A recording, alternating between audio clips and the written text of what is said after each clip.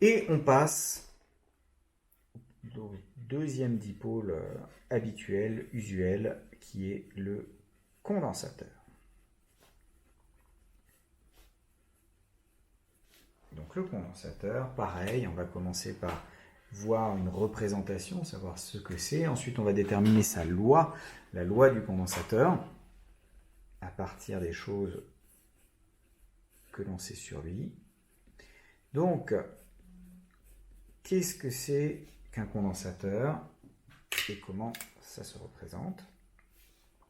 Un condensateur, c'est rien d'autre que deux plaques métalliques liées au fil. Donc là, j'ai des plaques métalliques qu'on appelle des électrodes,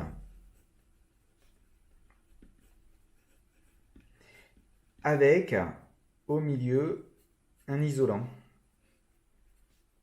Donc un condensateur, son but c'est d'arrêter le courant électrique dans un système, puisque vous avez séparé un interrupteur, si on veut, c'est un condensateur en soi, puisque vous avez un isolant qui est l'air entre les deux. Après, vous pouvez mettre selon l'isolant que vous mettez, et puis selon la distance à laquelle vous mettez ces deux plaques, la capacité du condensateur va être plus ou moins importante.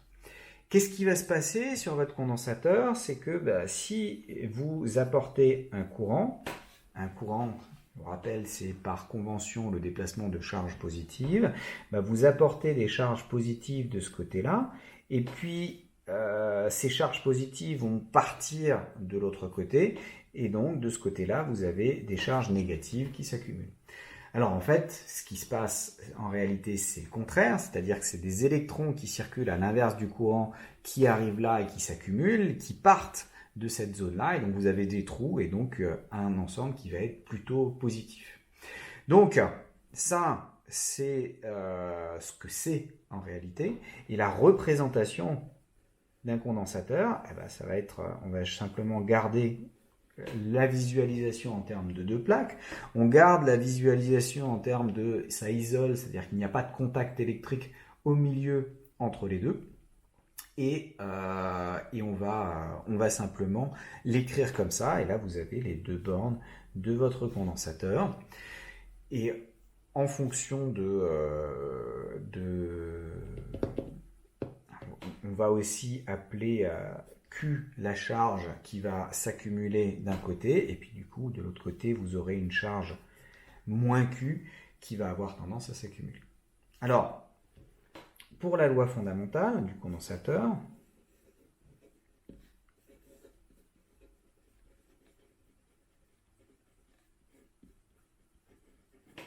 la loi fondamentale du condensateur, elle me dit quoi? Elle me dit justement, quand j'ai mon petit condensateur, si j'impose une certaine tension, U, alors la charge Q au niveau de la tête de la flèche va être proportionnelle à cette tension. À quoi c'est dû? Si vous imposez une tension, rappelez-vous, c'est comme changer l'altitude. Le condensateur, c'est comme si vous mettez un garde-fou. Et vous avez les gens qui sont en dessous, qui montent, et qui du coup vont avoir tendance à s'accumuler sur votre garde-fou. Et puis il y a une foule de moins en moins importante qui est en bas de votre falaise. Et donc vous avez une différence en densité de personnes entre le bas et le haut, qui est parce que c'est plus intéressant de monter en haut pour regarder le paysage. Là c'est pareil, quand vous imposez une tension, les électrons vont avoir tendance à se mettre d'un côté dans la zone où le potentiel va être... ils vont choisir de se placer à l'endroit le plus intéressant. Et ce qu'il faut retenir, c'est que la charge Q et le U sont reliés. Il faut toujours mettre la pointe de la flèche du côté de l'électrode qui vous intéresse, parce que bien sûr, de l'autre côté, vous avez une charge moins Q, puisque le condensateur dans son ensemble doit être électroneutre. Vous enlevez des électrons d'un côté pour les rajouter de l'autre côté. Donc ça, c'est la loi fondamentale du condensateur. Si vous vous souvenez plus, et puis ça introduit ce qu'on appelle la capacité du condensateur, qui va se mesurer en farad. Donc la capacité en farad, dont le symbole c'est grand F. Et voyez que le farad, c'est du coulomb par volt.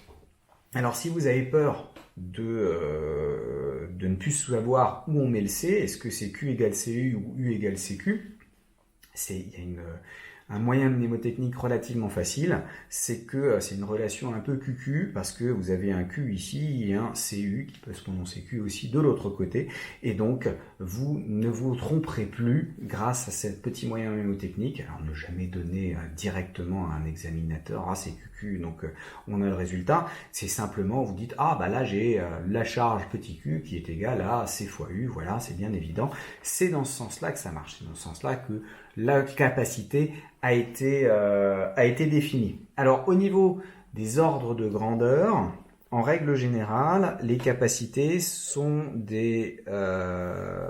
plutôt petites, c'est-à-dire le farad, c'est une grosse unité, de la même manière que le coulomb, en fait, l'unité de charge, c'est une grosse unité comparée à la charge élémentaire qui est de 10-19 coulombs. Le farad, les capacités, C va du picofarad, donc du picofarad, c'est-à-dire de 10-12 farad, au millifarad. Au millifarad, donc 10-3 farad. Si vous avez trouvé des capacités de plusieurs farads, deux choses. Soit vous avez fait une erreur quelque part dans vos calculs, soit vous êtes en train de manipuler ce qu'on appelle un supercondensateur. Et supercondensateur, ça existe. On peut aller jusqu'à 500 farads, mais c'est pas le type de condensateur que vous allez trouver naturellement en TP. Puis il faut faire attention parce que ça stocke énormément d'énergie, hein, avec une tension de 1 volt. Si ça vous pète dans les mains, ça peut faire pas mal de dégâts. Donc en règle générale, souvent les valeurs sont en nanofarad ou en microfarad, donc du 10-9 ou du 10-6 farad. Donc les valeurs typiques en TP, c'est du 10 nanofarad, donc du 100 nanofarad jusqu'à 1 microfarad. Bon. Alors, allez, un petit exercice d'application, mais vraiment direct, juste pour voir si vous faites correctement vos applications numériques et vos exercices. Donc, le petit exercice en question, c'est vous déposez une charge Q de 27 microfarad sur l'armature d'un condensateur. On a une tension U qui vaut 3 volts. Et la question, c'est, première question, quelle est la capacité correspondante du condensateur? Et deuxième question, en fait, c'est des condensateurs en parallèle. Donc il y a 3 condensateurs en parallèle. On a C1 qui vaut 1 microfarad, C2 qui vaut 4,7 microfarad, et on voudrait savoir ce que vaut C3 dans votre système, à condition que les 3 condensateurs soient branchés en parallèle. Allez, je vous laisse réfléchir 2 minutes, enfin 15 secondes pour la première question, un tout petit peu plus pour la deuxième, et puis on se retrouve tout de suite après.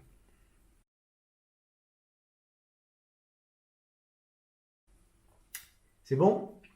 Alors, pour la première question, vous avez que, on connaît la charge Q, on connaît la tension U, vous avez directement que le condensateur est donné par la charge divisée par la tension.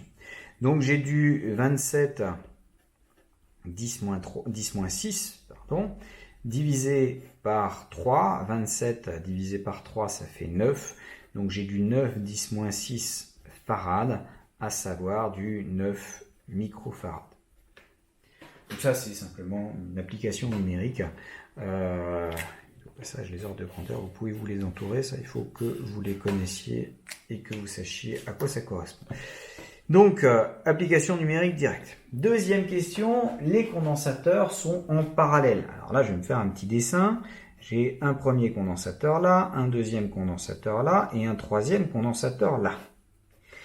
Le fait d'avoir réparti ces 27 microfarads, c'est alors c'est des micro-coulombs, micro-coulombs, rien à voir, puisque les farads, je ne peux pas avoir une capacité fois une tension qui soit la même chose qu'une capacité. N'importe quoi. Heureusement que vous m'avez dit que ça ne marche pas. Bon, donc, si j'ai mes 3 condensateurs qui sont comme ça et que je dépose 27 microcoulombs sur globalement l'électrode, la plaque métallique qui est de ce côté-là, ça veut dire que mes charges, il y en a une partie sur le premier, une partie sur le deuxième, un Q2, et une partie sur le troisième. Donc il suffit que je calcule Q1, Q2 pour en déduire Q3, parce qu'il y a conservation de la charge. Si je dépose une certaine quantité, je ne peux pas en avoir plus sur les 2 premiers, et moins après. Enfin si, je pourrais avoir des charges négatives, mais en tout cas, je dois avoir que la somme Q1 plus Q2 plus Q3, ça me donne ces 27 microcoulombs. Alors, comment est-ce que je calcule Q1 ? Q1, c'est C1 fois U. Et U, c'est la tension globale aux bornes de ça. Il n'y en a qu'une seule, parce que comme vous voyez, et si je fais un dessin avec des petites couleurs, les 3 bornes qui sont là sont reliées par la couleur rouge, les 3 bornes qui sont là peuvent être reliées par la couleur verte, ça veut dire que mes 3 condensateurs sont en parallèle, c'est ce qu'on a donné au départ, et ça veut dire qu'ils ont la même tension, parce que tout ce qui est en rouge, ça a le même potentiel, tout ce qui est relié par un fil, forcément le même potentiel, puisque la tension en borne d'un fil idéal est égale à 0, et tout ce qui est en vert, ça a le même potentiel, donc quand je fais ce potentiel-là moins celui-là, ou celui-ci moins celui-là, ou celui-ci moins celui-là, ça me fait toujours rouge moins vert, donc ça me fait toujours la même valeur, en l'occurrence, les 3 volts. Donc le C1, on a dit 1 microfarad fois 3 volts, ça veut dire que là j'ai du 3 microcoulombs. Pour Q2, j'ai du 4,7, c'est C2 fois U, donc c'est 4,7 microfarad fois 3. Alors, on va dire 5 fois 3, 5 fois 3, ça fait 15, moins 0,9, donc ça doit me faire du 14,1 microcoulombs. Très bien. Et puis, j'ai Q3 qui doit être égal à Q moins Q1 moins Q2. Et donc, j'ai 27 moins 3, ça me fait 24, moins 14, ça me fait 10, et puis moins 0,1, ça me fait du 9,9 microcoulombs. Voilà, et on voulait C3, C3, je le calcule de nouveau en utilisant le fait que c'est Q3 divisé par U, donc il faut diviser ça par 3, et je me retrouve avec du 3,3 microfarad. Voilà, donc là, on remarque en particulier que les capacités s'ajoutent quand les condensateurs sont en parallèle. Bien, je reviens à ma loi fondamentale, parce que la loi qui va correspondre, donc là pour le moment je n'ai pas parlé de convention récepteur ou de convention générateur. Je vais maintenant imposer que je me place en convention récepteur, parce que j'ai en tête l'exemple de la résistance qui se comportait bien en convention récepteur. Donc je vais faire pareil. Si je place ce I là en convention récepteur. I récepteur. Donc si je me mets en récepteur, ça veut dire que le I apporte la charge Q. C'est lui qui va au fur et à mesure stocker le Q en question. Et comme je me suis placé en convention récepteur, le I récepteur, c'est donc bien dQ sur dt. Alors pourquoi ? Vous me direz, mais ça j'ai déjà utilisé dans la section précédente, j'avais dit que c'était I c'était dQ sur dt, dérivé de Q, ouais, mais sauf que Q, ça dépend ce qu'on considère. Si j'avais mis I dans l'autre sens, quand I est positif, Q diminue, puisque j'enlève des charges. Et si j'enlève des charges, ça veut dire que dQ sur dt va être négatif. Donc, je devrais, si j'avais mis I vers la gauche, un I générateur, à ce moment-là, j'aurais dû prendre I égale moins dQ sur dt. Donc, il faut bien faire attention. Ici, ça marche parce que je l'ai mis dans le bon sens. Quand j'apporte des charges via le courant, Q augmente et donc dQ sur dt est bien positif. Donc on vérifie. Et à partir du moment où j'ai ça, bah Q c'est C fois U. C c'est la capacité, en règle générale c'est constant, puisque c'est une caractéristique géométrique de votre système. Après si vous faites des condensateurs variables c'est votre problème, mais il faudra le prendre en compte. Ici, ce qui va être juste c'est ça. Mais quand je fais ma dérivée, donc, et que je me place en récepteur, alors le C il peut sortir, et puis il me reste la dérivée de la tension par rapport au temps. Et ça, c'est la loi du condensateur telle qu'on va l'utiliser le plus souvent. Le courant n'est pas directement relié à la tension, mais il est lié à la dérivée de la tension. Et c'est ce point-là qui importe. Et si jamais j'étais en convention générateur, qu'est-ce qui se passe? Je vous le donne en 1000. Eh ben, j'aurais eu I égale moins CdU sur dt. Et donc ça pose absolument pas de souci. Alors, en particulier, si on s'entraîne,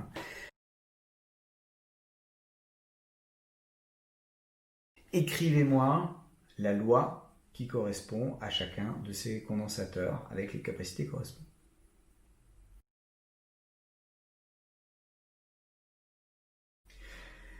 Alors, regardons d'abord la convention qui est récupérée. Là, j'ai I et U qui sont à l'envers, je suis en convention récepteur. Là, j'ai I qui va vers la gauche, U qui va vers la droite, donc là, c'est récepteur aussi. En revanche, I et U vont dans le même sens, je suis en générateur. U et I vont tous les deux vers la gauche, je suis en générateur. Et à partir de là, bah, ça va tout seul. Il faut le mettre dans le bon sens. C'est comme Q, c'est CU. Je dérive, bah, j'aurai forcément la dérivée de U qui va apparaître. Il faut s'en souvenir parce on va très rapidement introduire un autre truc où c'est I qui va être dérivé. Donc il va falloir faire attention. Donc là j'ai I1 égale C1 du1 sur dt. Là j'ai I2 égale C2 du2 sur dt. Là j'ai I3 qui est égal à moins C3 du3 sur dt, parce que là, je suis en convention générateur. Et là, j'ai I4 qui est égal aussi à moins C4 du4 sur dt. Vous voyez que U soit vers la droite ou vers la gauche, on s'en fiche. Ce qui est important, c'est comment U et I sont orientés l'un par rapport à l'autre. Parce que si les deux changent de signe en même temps, comme c'est le cas en passant ici aussi, bah, moins I1 ce sera C1 fois D de moins U1 sur dt, et donc bah, je me retrouve avec I2 égale C2 du2 sur dt. Et ce qui est aussi important à noter, retenez pas I égale CdU sur dt, mais c'est vraiment le I qui traverse le condensateur, qui est égal à la capacité multipliée par la dérivée de la tension aux bornes du condensateur. Ça c'est important. C'est pas n'importe quel U, n'importe quel I qui traîne, hop, on les met ensemble et puis on les met là-dedans. Il faut que ce soit le courant qui traverse le condensateur et la tension aux bornes de ce même condensateur si vous voulez que ça fonctionne. Alors maintenant, condition de continuité.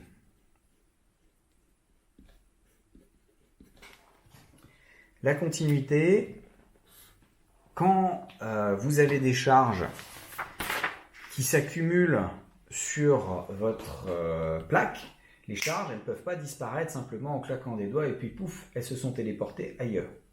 Elles doivent se déplacer. Et pour se déplacer, elles doivent passer dans le circuit. Ce qui veut dire que la quantité, la charge au cours du temps, c'est une grandeur qui est continue. Ça ne peut pas faire tout d'un coup un escalier et hop, vous avez enlevé toute une partie de la charge qu'il y avait sur ces plaques.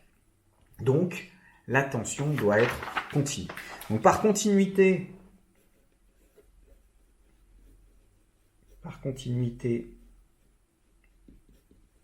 de la charge présente sur les plaques du condensateur,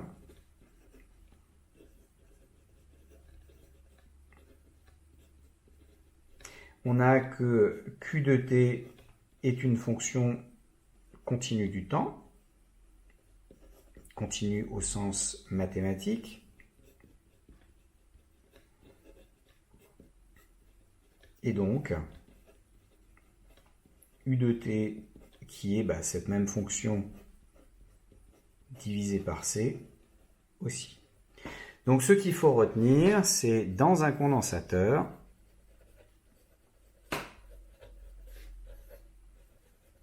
la tension U est continue.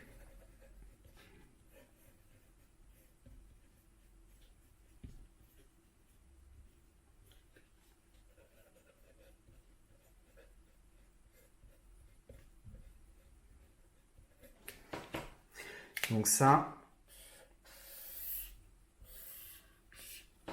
alors il est continu au cours du temps.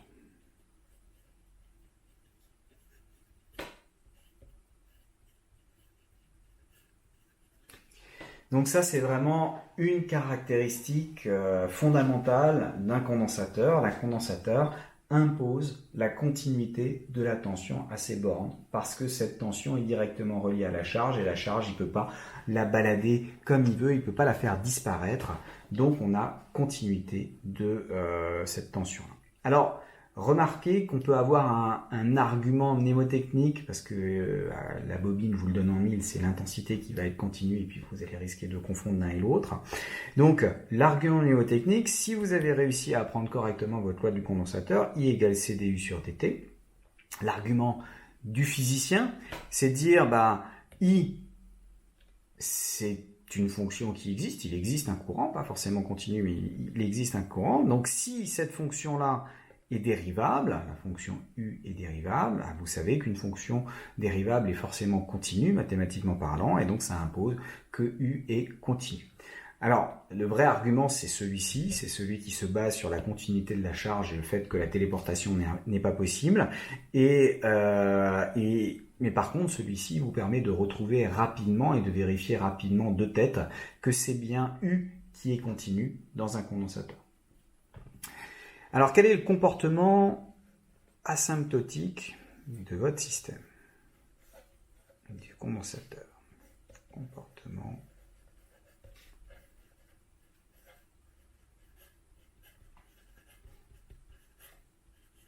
asymptotique.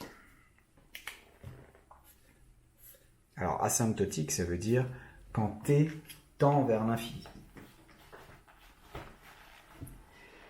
Alors, en électricité, pour le moment j'ai évité d'en parler, mais on a tendance de parler d'un régime entre guillemets continu. Ça vient d'une mauvaise traduction au départ. Ce régime continu n'a rien à voir avec la continuité mathématique.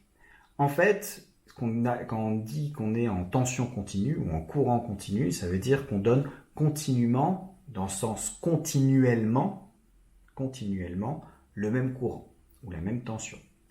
Et donc ça, la bonne traduction, ce serait en régime permanent constant. On verra plus tard un régime sinusoïdal permanent, c'est-à-dire on est continuellement en train de vous faire balancer sinusoïdalement. Là, on est continuellement en train de vous garder constant, donc on va tendre vers le régime permanent constant. Donc en régime permanent constant, tout tend vers des constantes. Donc en régime continu, en régime permanent constant, toutes les grandeurs électriques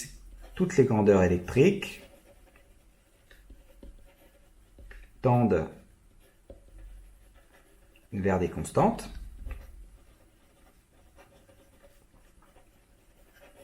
Et si, alors il faudrait dire tendent gentiment, alors ça c'est moi qui rajoute, gentiment. Gentiment au sens du physicien, ça veut dire que les fonctions mathématiques vont pas tendre vers une constante tout en faisant des tout petits sauts très compliqués. Il existe des fonctions mathématiques qui sont bizarres comme ça, mais en pratique, nous, on ne les manipule jamais, celles-ci. Donc elles tendent gentiment vers des constantes, et si ça tend gentiment vers une constante, un petit peu comme ce qu'on avait ici, quand ça tend gentiment vers une constante, vous avez la dérivée qui tend gentiment vers 0. Donc, toutes les grandeurs électriques tendent vers des constantes et leur dérivée est donc, même si c'est un donc non valable stricto sensu mathématiquement, mais c'est le cas pour toutes celles qu'on manipule, et donc des dérivés vers 0. Alors, si les dérivés tendent vers 0, ça veut dire que I, donc la limite du courant qui traverse le condensateur quand t tend vers l'infini, c'est C fois la limite de la dérivée de la tension aux bornes du condensateur quand t tend vers l'infini, et cette dérivée, elle tend vers 0.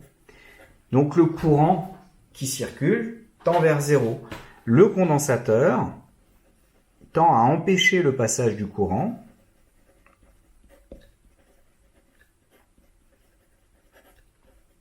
et si on empêche le passage du courant,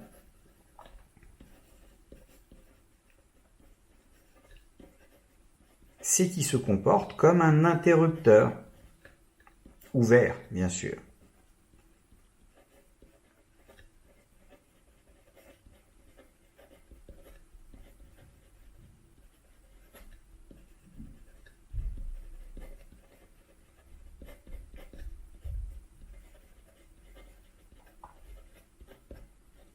Donc, ça, à retenir, le condensateur se comporte comme un interrupteur ouvert en régime continu, c'est-à-dire en régime permanent constant. Alors ça nous permet de faire des études assez directes et notamment de connaître des valeurs soit en zéro en utilisant la continuité de la charge et donc de la tension, soit en infini en utilisant le fait que les dérivés tendent vers 0. Et on va tout de suite le mettre en application. On prend comme exercice le circuit suivant. Donc vous prenez un générateur de tension constante E, une résistance grand R, un condensateur. On définit la tension U comme ça, le I comme ça. Alors là, c'est l'énoncé qui vous impose la définition de U et de I. Et la question, c'est, sachant que on a une charge initiale, ça veut dire à t égale 0 moins, alors la notation 0 moins, c'est la limite de t par valeur négative, de t quand t tend vers 0 par valeur négative.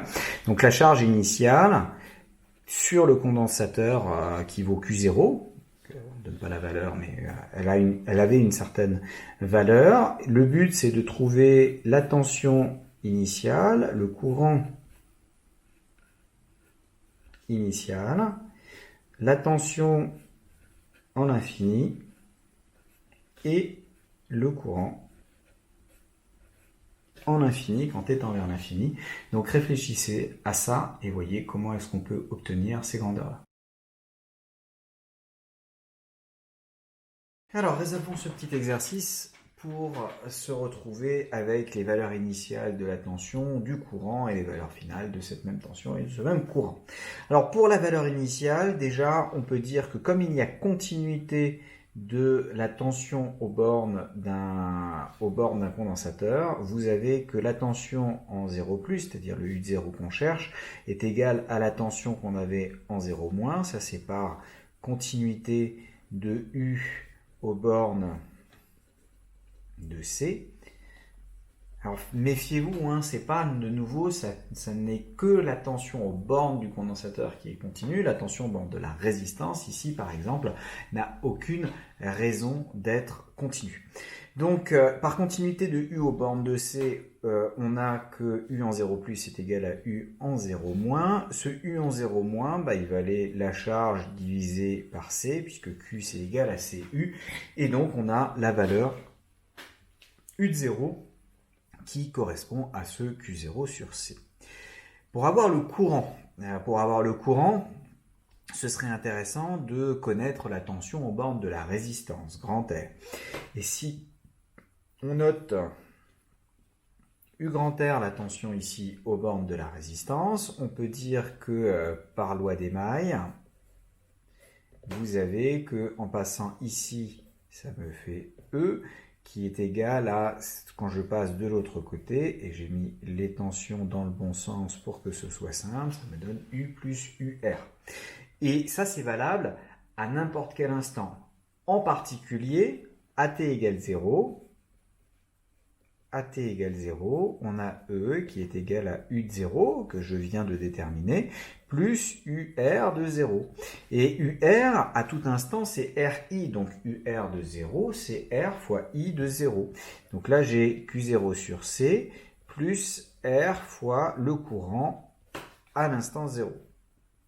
Parce que la tension UR, c'est la tension aux bornes de la résistance, et le courant I, c'est bien le courant qui traverse la résistance. C'est aussi le courant qui traverse le condensateur, mais moi ce qui m'intéresse, c'est que c'est le courant qui traverse la résistance. Donc en particulier, si j'isole mon I en 0, c'est égal à E moins Q0 sur C, le tout divisé par une résistance. J'ai petite vérification d'homogénéité.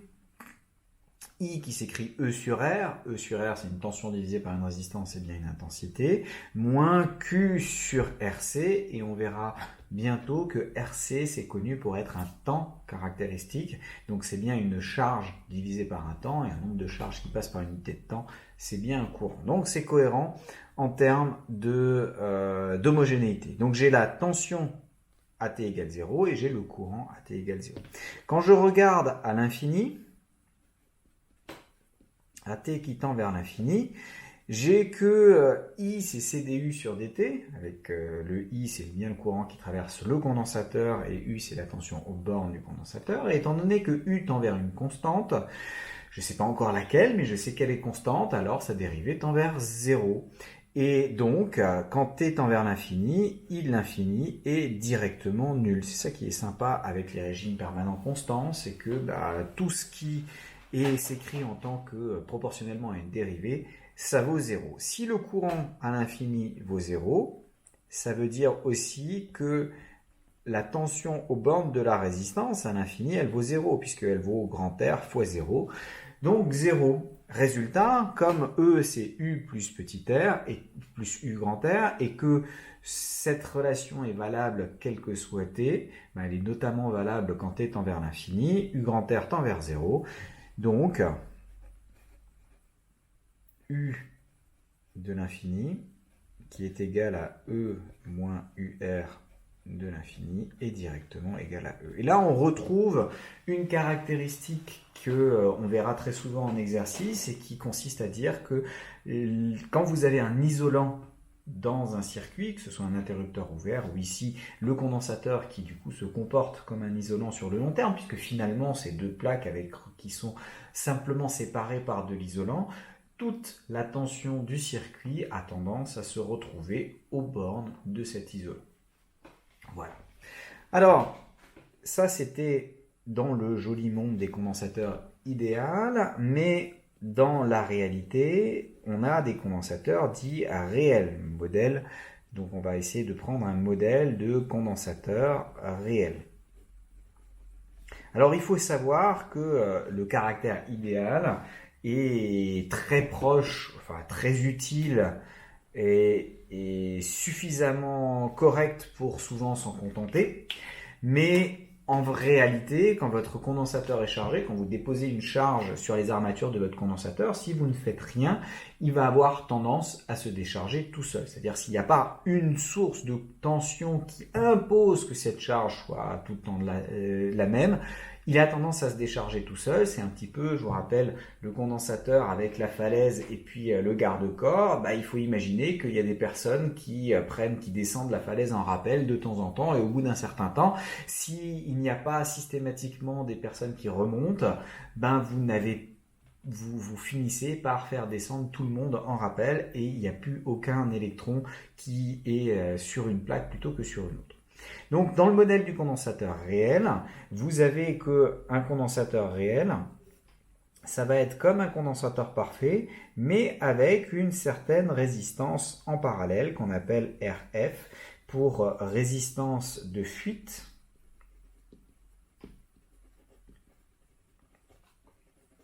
Et qui dit que si vous avez une différence de charge, ces charges vont avoir tendance à s'écouler naturellement dans cette résistance de fuite. Alors cette résistance de fuite est très importante. En règle générale, elle vaut de 100 mégohms à 1 gigaohm. Donc c'est vraiment très grand, et donc la plupart du temps, quand vous avez d'autres résistances dans le circuit, l'effet de cette résistance va pouvoir être négligé. Donc d'effet souvent négligeable, mais qui explique quand même pourquoi est-ce qu'on ne peut pas conserver un condensateur chargé sans maintenir une tension électrique à ses bornes. Donc d'effet souvent négligeable, mais qui explique l'autodécharge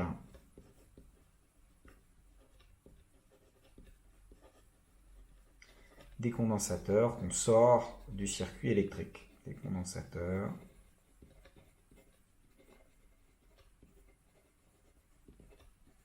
sortis du circuit électrique. Donc si vous sortez un condensateur après l'avoir chargé, imaginez pas que vous allez conserver ça et cette charge et vous pouvoir l'utiliser ailleurs. Si vous chargez un condensateur, vous devez essayer de l'utiliser directement après. Par contre, à partir du moment où on est dans notre système, enfin dans un circuit, la plupart du temps, le comportement va être quasiment négligeable. Alors, on peut peut-être s'amuser à reprendre l'exercice d'avant.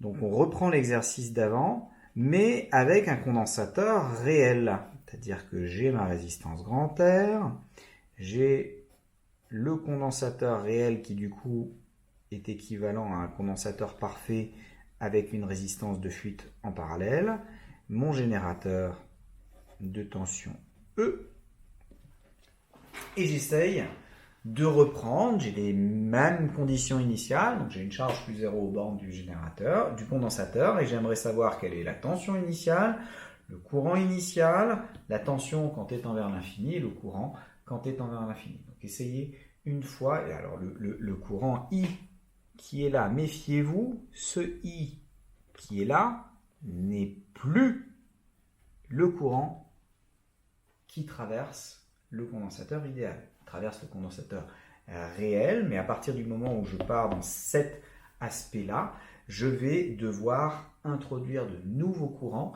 et je n'aurai plus le fait que ce I soit le courant auquel est soumis le condensateur parfait que je prends dans ma modélisation. Tout est affaire de modèle. Donc faites votre raisonnement, réfléchissez bien, ça devrait vous occuper un petit peu plus, revenez peut-être sur l'ancien pour voir comment est-ce qu'on a procédé et qu'est-ce qui va changer dans le raisonnement.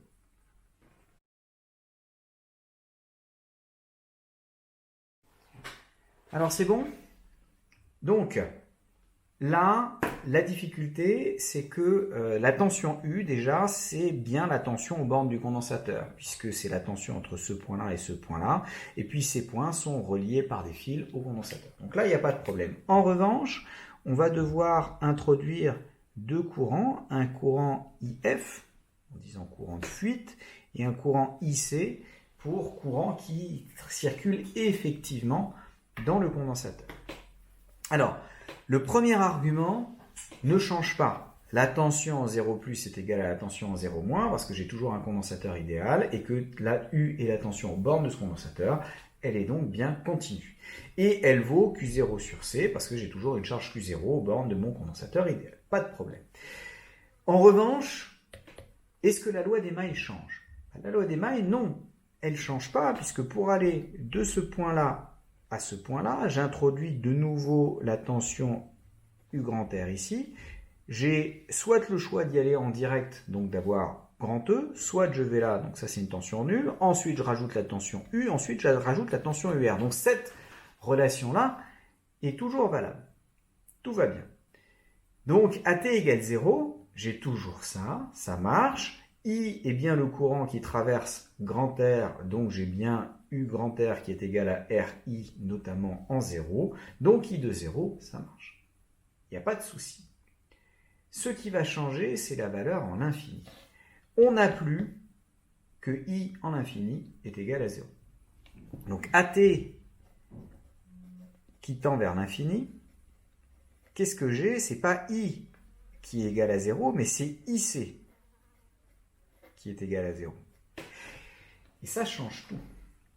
Si IC est égal à 0, que j'applique la loi des nœuds à cet endroit-là, ça me dit quoi? C'est que I, c'est égal à IC plus IF.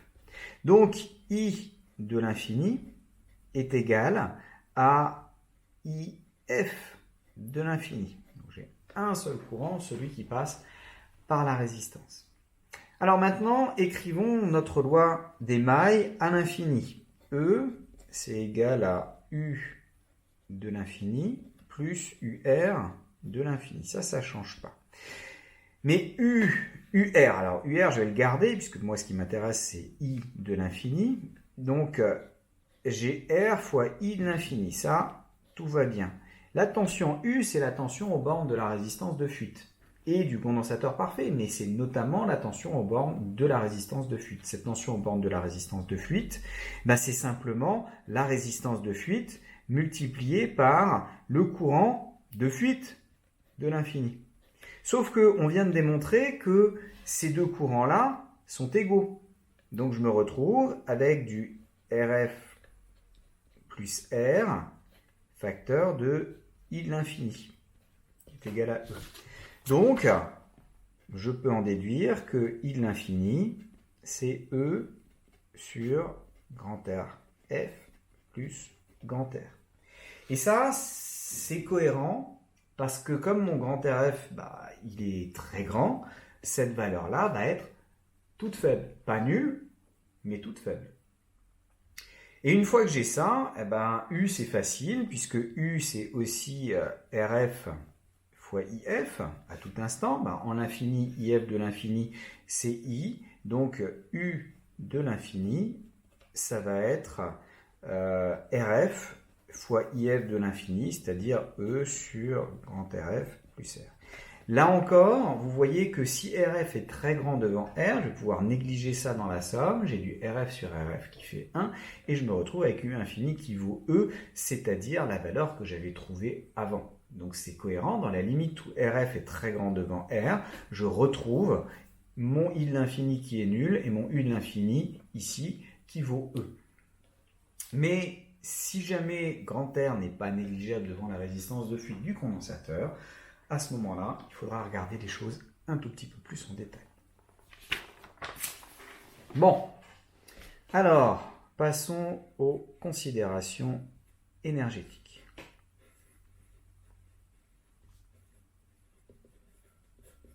Cette partie-là, je pense que pouvoir affirmer sans crainte qu'il va falloir que vous la regardiez au moins 2 fois pour bien comprendre les points principaux que je vais faire, parce que je vais utiliser une technique d'intégration que vous n'aurez pas encore trop l'habitude de manipuler, mais ça va être particulièrement classique en physique, donc autant vous tout de suite vous l'introduire. Alors on va revenir à un condensateur parfait. Et on prend un condensateur parfait qui est initialement déchargé et on va se dire que si la charge est nulle, à ce moment-là, l'énergie initiale va être nulle aussi.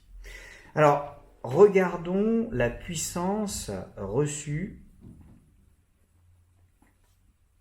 par un condensateur. Je vous rappelle, le condensateur, il va être comme ça.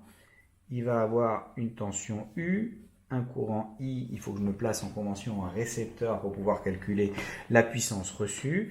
Et donc, la puissance reçue, je vais juste noter P, ça va être U fois I, et on sait que I, en convention récepteur, il va s'écrire CdU sur dt. Donc, j'ai du C fois U multiplié par la dérivée de U par rapport au temps. Donc là, bien entendu, quand il y a un condensateur, ce qui va être intéressant, c'est quand la tension va changer au cours du temps, parce que si la tension reste constante, il ne se passe plus rien, la puissance est nulle, et il n'y a plus de problème. Alors, on va noter DE, avec un joli E comme ça, pour ne pas confondre avec les E des générateurs qui sont des tensions. Donc DE, l'énergie reçue par le condensateur durant un intervalle de temps dt. Vous savez qu'il y a un lien entre la puissance et l'énergie. La puissance, c'est rien d'autre que l'énergie reçue. La puissance reçue, c'est l'énergie reçue par unité de temps. C'est donc l'énergie reçue, dE, divisée par le temps sur lequel elle le reçoit, c'est-à-dire dt. Donc, ce dE va pouvoir s'écrire la puissance multipliée par l'intervalle de temps dt. Si je veux avoir l'énergie à l'instant t, ou plus exactement, je veux la différence d'énergie entre l'énergie à l'instant t et l'énergie à l'instant 0, ça s'écrit comme la somme de t égale 0 à t des variations d'énergie à chaque instant. Alors là, je vais essayer de faire ça proprement. En mathématiques, on ne peut jamais utiliser la même variable d'intégration comme variable d'intégration et dans la borne. Donc je vais intégrer sur un t', mais les physiciens, eux, ne s'arrêtent pas à ce genre de détails en général et utilisent la même variable parce qu'ils savent bien qu'ils manipulent le temps. Donc en règle générale, il n'y a pas de souci. On ne fait pas des changements de variables qui sont très très difficiles à mettre en œuvre. Donc souvent, on ne va pas s'embêter. Mais là, je vais quand même mettre le t'. Donc si je l'exprime là, si j'intègre de t' égale 0 à t les variations d'énergie, c'est la puissance fois dt. Bon, donc c'est l'intégrale de t' égale 0 à t dc fois u fois du sur dt fois dt. Alors là, du coup, c'est des dt'. Parce qu'il faut que je dérive par rapport à t'. Là, en mathématiques, quand vous aurez appris votre théorie de l'intégration correctement, vous allez faire ce qu'on appelle un changement de variable. Vous allez poser comme nouvelle variable u qui est une certaine fonction du temps, et en voyant apparaître ce du sur dt', ça va être la même chose que du. En physique, que l'élément différentiel du en physique, on va simplement se dire, ah bah tiens, là je fais un rapport d'un du sur un dt', je multiplie par un dt', et donc visuellement ça revient à simplifier les dt', et donc je me retrouve avec l'intégrale des cu du, sauf que maintenant la variable d'intégration c'est u, c'est plus t', donc je me retrouve avec l'intégrale des cu du, et u, il varie entre quoi et quoi? Il varie entre la valeur qu'il avait à t égale 0 et la valeur qu'il a à l'instant t. Donc j'ai fait mon changement de variable. Je ne sais pas comment u varie forcément, mais je sais qu'il varie au cours du temps. Et quand je fais la somme de cette petite variation, comme je multiplie par le même intervalle de temps, ça se simplifie. Il suffit que je regarde de combien a varié la tension U aux bornes de mon condensateur. Et quand je fais ça s'écrit 1/2 de cu carré entre u de 0 et u de t.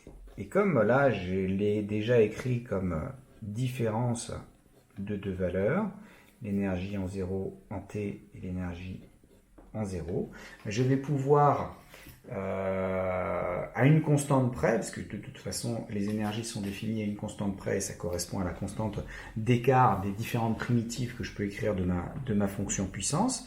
Donc, à une constante près, on peut poser que l'énergie stockée dans le condensateur s'écrit Donc l'énergie du condensateur s'écrit 1/2 de CU carré.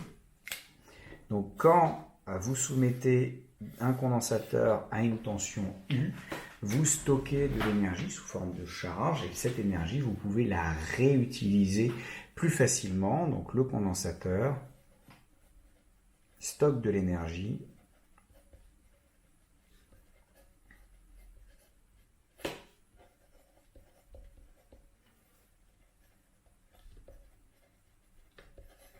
sous forme électrique. Et cette énergie est restituable, donc sous forme électrique, en séparant les charges sur ces plaques.